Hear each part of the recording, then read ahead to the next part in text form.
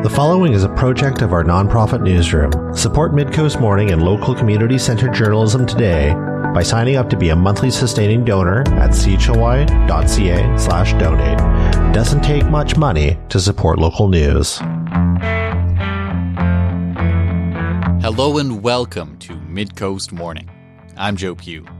We're following up on the planned activity center in Loudon Park by Long Lake. Nanaimo City Council decided Monday to go with a plan that will see approximately $11 million spent for a facility with community space and boat storage. The move was a change of course from the committee level, where members of council had favored a plan to build a smaller facility for around $6 million. It would have had boat storage and washroom upgrades without the same level of community amenities. If you caught Wednesday's program, you'll have heard that the Nanaimo and Area Land Trust, as well as Councillor Ben Gesselbrucht, have expressed concerns about the loss of trees that's expected to come with the new facility. Today we'll hear from another city councillor who changed her mind on the project, supporting the larger building after previously voting in favor of the scaled-down option. We'll also hear from the president of the group that spent decades trying to get better boat storage at Long Lake. Monday's vote was as close as it gets, with council divided 5-4 on the issue.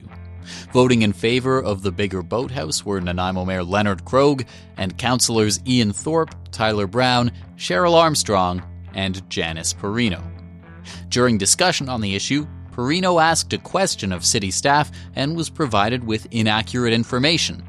Contrary to what you're about to hear, the storage area for boats in both options was identical. Are the buildings basically the same size for the storage area for the boats? Through your worship, to Councillor Perino. I have to look at the last page here. The storage area itself.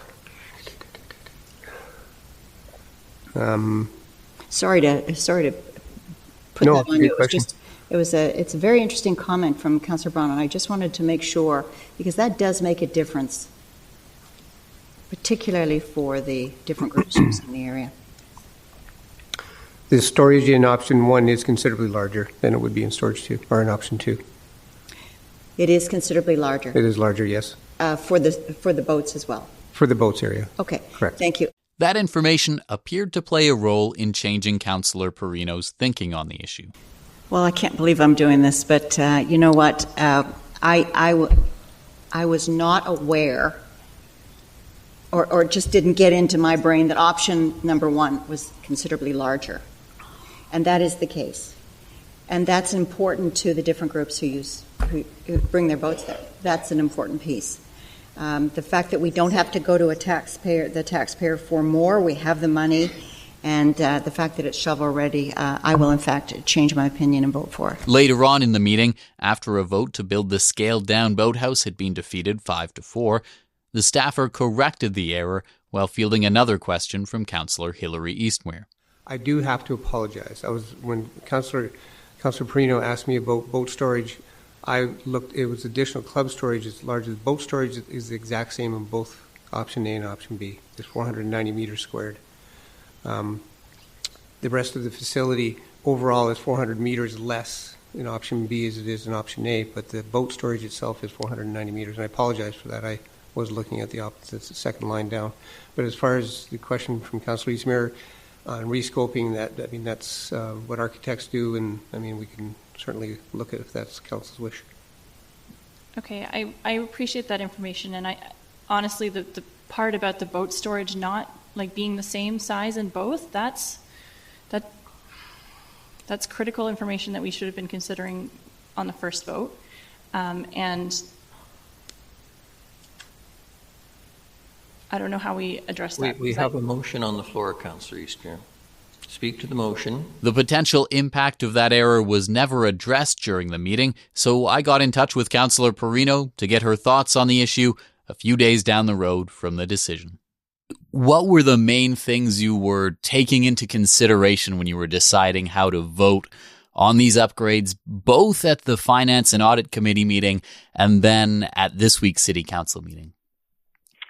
Well, thank you for the question. This was a very difficult decision for, I think, all of us. But I think in the end, we've gone in the right direction. And the reason is, for people who are not so familiar with the Loudon Park, it's actually at the Long Lake. And Long Lake is an unusual lake in Nanaimo and the only one of its type in the area. And the reason for that is because it's so long. So people from the rowing club and the canoe and kayak club, they can really do the training and the racing and the lessons that they need to do just because of the shape of the lake. So it's been popular for about, at least 20 years. So what happened was, years ago, they were trying to figure out, what to do. I mean, the bathrooms haven't been done since 1960, so they were long overdue.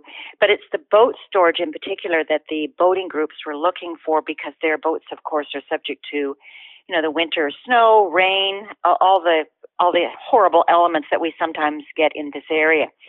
And so that was the main part. But, we also need, a new fishing pier, things like this, improved swimming area and so forth.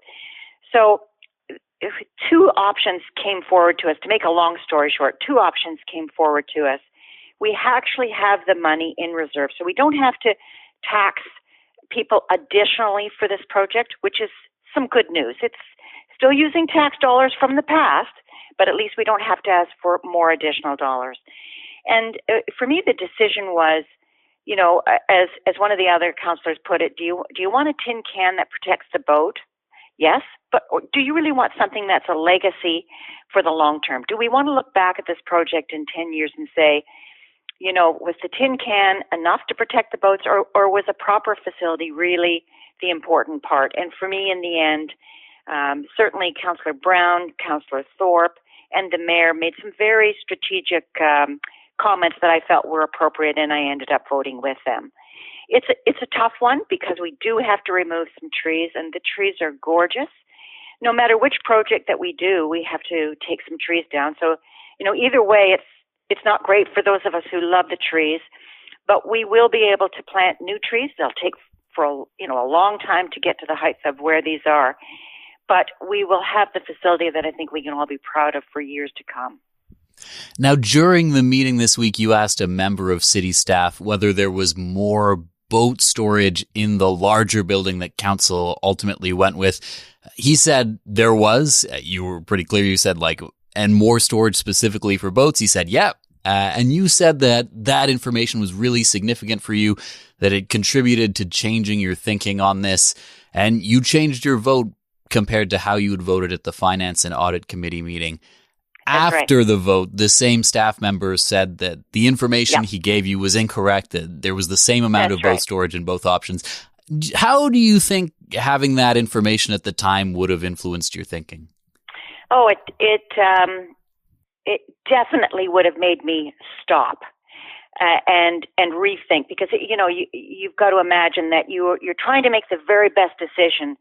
I have to say, in the end, at the very final vote, I could have gone with my original, what I had decided at the Finance and Audit meeting. But once I heard Councillor Brown, Councillor Thorpe, and the mayor, I decided to go with them on their vote. I felt they were very familiar with the area. It's a tough one, I admit, and I was very disappointed that the staff member didn't have the correct information, because I might have had different comments. But in the end, I think I would have voted the way I did. The problem is that deep down you've got one chance to make this project what the public will be happy with in the long term, and that's really the part that holds you the most as a councillor. It's not about, okay, I'm going to save this million or that million or whatever. Those things are important, but in the long run, you have to say to yourself, what does this community really need? What do our families really need? And in the end, I just had to go with the larger building, even though, gosh, I wish it was more boat space. But it's the building itself, of course, is much larger, and I think that's where the staff member was confused, by my question. And you got a picture for them, they're being asked a question on the spot. It's often hard to answer. So, I appreciate that they said they apologized and so forth. But for me, in the end, it's like, you know what, in 10 years' time, what are we going to be most proud of? And that's why I voted the way I did. Do you think there's a way to do this larger building option that wouldn't necessarily have to cut down so many of the trees in the park? Like, I know as councillors at the meetings, it's often like you have option 1 or you have option 2 and you must choose between them. Exactly. But what's your ability to kind of say, well, is there a way we could do, this option, but a little differently or a little better? Oh, good question. So the biggest thing is they've actually been working on these detailed plans really hard since about 2019. And trying to put money away, and for trying to figure out what trees could they keep, what trees do they need to remove, how far back they can go and still make this work. And so, in staff's opinion, the Parks and Rec Department opinion, this was by far the best move that they could have made. I wish it was further back. Definitely, it would be nice not only for more actual beach space. But we don't have the space, right? This is a small area, and that makes it very difficult. But in the plan that we took, 29 trees will be taken down. Yes, they'll be rebuilt. They'll be replanted in other areas around, and that's good. The other plan, you have to take down 15, and to me, 15 is horrible too. I mean, it's all bad, but we have to do this. No matter what, we have to do something to make this project work. And that's where you have to decide, okay, what is the best case scenario for the long term? And I know that the Parks and Rec Department, they are very proactive about putting in more trees. So they'll put in the trees that are definitely being cut down. It's not great. It doesn't make me happy, but it's something that if we're going to make this park truly what the community wants and needs and deserves for the long term, we're going to have to make some compromises, and that's a compromise that we have to do. Would you be supportive of the idea of expanding Loudon Park in the future? Oh, in a heartbeat. In a heartbeat, Joe. I just, there are some homes around the area, and definitely, over the coming years, as they maybe become opportunities to purchase, in the future decades, we need definitely more, amenity space for either other, depending on what's available, because it's hard to judge at this point, but parking alone. I mean, it would be such an important part to increase the parking area. So, definitely in the future, definitely. And put those trees back in. Those trees that have to come down, whether it's the 15 or the 29, plant them again. Let's make this park truly beautiful. And, I love the trees for the beauty that they are and the shade that they provide. So, let's put them back in, and hopefully in the future, as the park does expand, those kinds of projects will be able to be expanded. Do you think the decision made this week changes any of the calculus about how or when or how important is that the park be expanded in the future? Yes, I do. That in itself is an interesting question. But we all talked about, how do we expand this in the future? Where could we go? What are the potential opportunities? Not so much because we're desperate for the building. I mean, the good news about the particular project that we picked is that it's almost shovel ready. So they believe they'll be able to start in the fall. Once the summer season is past and the season for the boating community is past, they'll be able to start in the fall and hopefully be completed by hopefully 2027. So, in the coming years, obviously with new councils, I'm hoping they see this as an opportunity and say, yes, let's expand. Let's do this. Because of the decisions that we made on Monday night, there are opportunities to be had, and I'm very hopeful that they'll consider that as time goes. Is there anything else you think it's important to share with people about this decision, these changes to Loudon Park? Well, thank you for that question. For me, at the end of the day, you get one chance. You get one chance to pick the project that the community needs and wants for the long term. Don't think about today. Don't think about even 5 years, but what about 10 years from now and 15 and 20 years? the project that we picked will have a long-term effect that I think will be very important to the community, long after I'm gone from council. That's what made me make my decision in the end. Well, Councillor Perino, thank you very much for taking the time to talk about it. Well, thank you for reaching out, Joe, and you take care. Nanaimo City Councillor Janice Perino. Midcoast Morning is made possible by the Community Radio Fund of Canada and generous listeners like you. With your support, we can expand Midcoast Morning from 2 to 3 original programs per week to cover local news, current affairs, and arts and culture. We've been speaking about a new boathouse and activity centre planned to be built by Long Lake. This week, Nanaimo City Council voted 5-4 in favor of building the facility at a projected cost of close to $11 million. Efforts to build new storage for boats in the area stretch back decades. I got in touch with the president of the group that's been leading the charge. My name's Craig Rutherford. I'm currently the president of the Long Lake Flatwater Training Center Society, which is the group combining the Nanaimo Rowing Club and the Nanaimo Canoe and Kayak Club that have been partnering with the city for the last probably close to 30 years to work on the boathouse project. You say 30 years there. What was your reaction then to Monday's council decision? It's been a long road, so it was a lot of relief, a lot of excitement too. We've been working on this project for many years, so it's just nice to see that there's a good chance that we may get it across the finish line. What is the difference for you between the option that council went with and the alternative they had been considering that the finance committee level of council had recommended? What is different from your perspective about those two spaces? In terms of for the two user groups, user clubs, the storage space for and facilities for the actual club use, athlete use is sort of exactly the same square footage, a lot of the same. The enhancements come more on the community side, so space for the community to use, enhanced washrooms, things like that. But in terms of for the rowing perspective and the paddling perspective, the spaces are quite similar.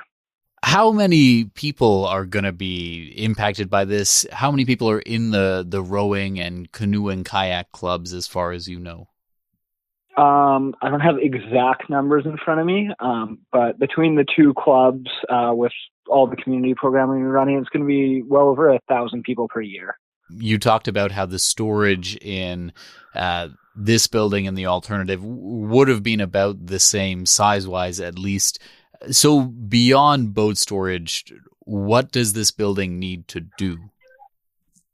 I think it brings the park up to a bit more of a community space. At this point in time, because of the age of the buildings that are there and the sort of problems that come with that, the park is not as well used year round as it could be. It's definitely sees some heavy use in the summer. But this allows both clubs to run their programming year round, as well as community members, give them a reason to be in the park more often year round, things like that. So I think it's very exciting for the community to have that space, have a rental space. One of the few city spaces in the north end of town, the only other one being Oliver Woods. A few groups expressed concern that 29 trees, big Douglas fir trees, some of them would need to come down for this building. What's your view of that situation? That's one of the concerns that the Boathouse Society also expressed to city. We had some concern with the trees in the park. We've been through the process with the city, so one of the things they bring in is they replant 2 other trees for every 1 tree they take down. There have been some talks on siting about how we can rearrange things to reduce the number of trees that can be taken out. And I think that's, as far as I know, something that's still being looked at by city staff, but I'm not going to speak for them. But that's a concern we brought up. You obviously don't want to see large trees coming down. But it is a concern, but unfortunately, that's the reality of the situation.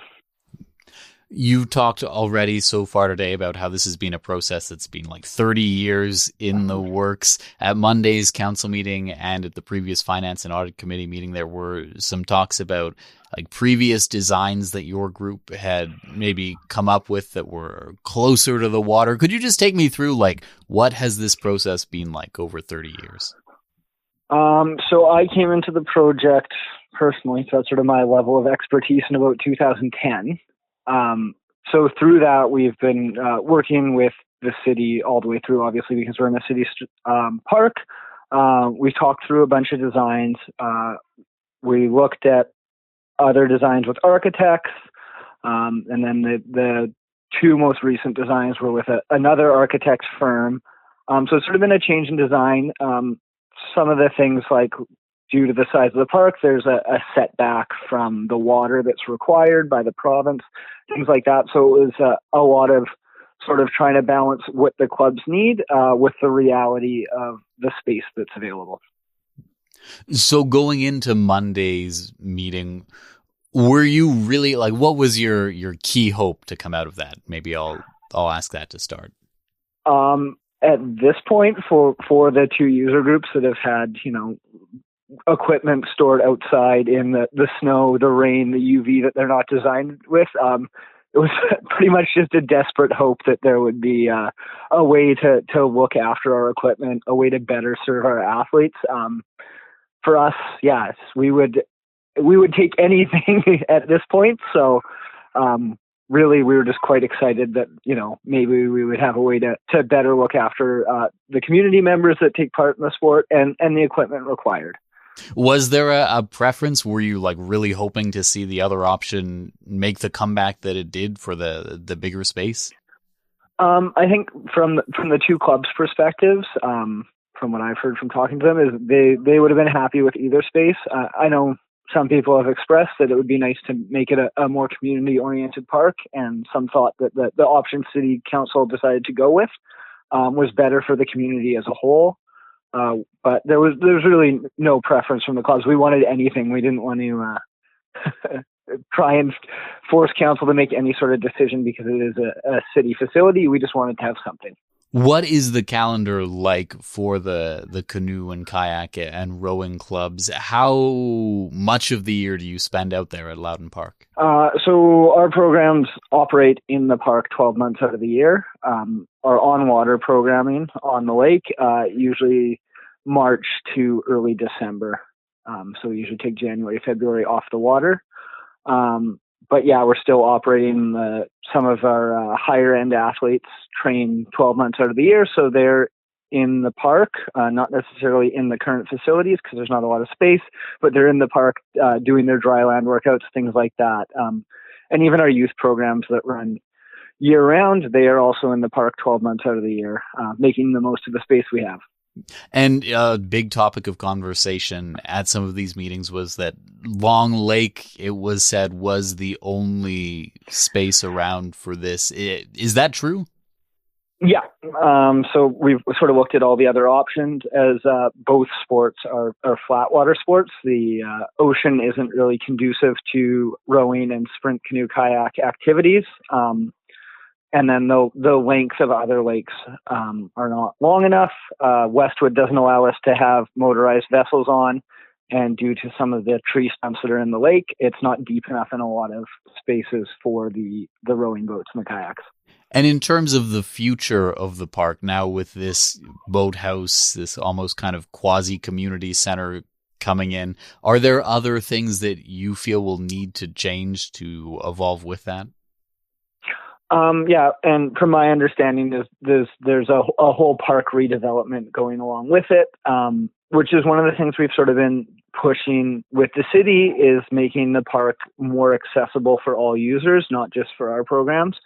And hopefully that's something that's going to come along with it, is making the park more friendly for all types of users. What does that entail? What kinds of things need to be done to do that?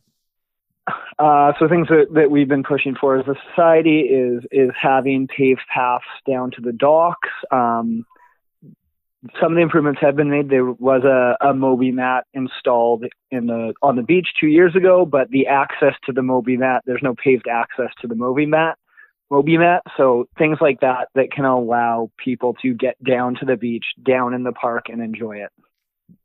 Is there a need for a new dock at the park as well?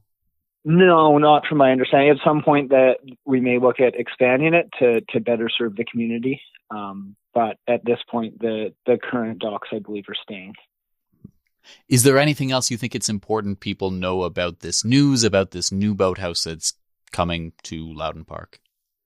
No, I know some people were surprised to hear it, but it's something that has been going on for years. So since the earliest I saw was plans with the city was from 1998. And then I've been working with the city for the last 15, 16 years ago to try and get this project off the ground. And the two clubs in the Boathouse Society are also financially partnering with the city to help this get across the line. Well, Craig Rutherford, thank you so much for taking the time. No problem. Craig Rutherford is president of the Long Lake Flatwater Training Center Society. That's our show for the day. Thank you for joining me. I'm Joe Pugh, host and producer of Midcoast Morning. Jesse Woodward is our executive producer, and RB Frew is our technical advisor. You can sign up for CHLY's newsletter at chly.ca/subscribe. If you have a story you'd like us to cover, email us at news@chly.ca. Our theme song is First One by local Nanaimo band Waste Management. That's all for now. I'll talk to you on another Midcoast Morning. Midcoast Morning would not be possible without the funding of the Community Radio Fund of Canada's Radio Meters program and listeners like you. Midcoast Morning is a project of CHLY's nonprofit newsroom. Support nonprofit journalism in Nanaimo and on the Salish Sea today by becoming a monthly sustaining donor at $5 or more per month. Support the program at chly.ca/donate. If you're already a supporter, record a voice memo telling others where you're listening from and why they too should support our work. After you're done, you can email it to us. Also, share the podcast with your friends. While Meta is blocking Canadian users from sharing news content on their Facebook feeds, you can still share our podcast directly with your friends via Facebook or Instagram Messenger.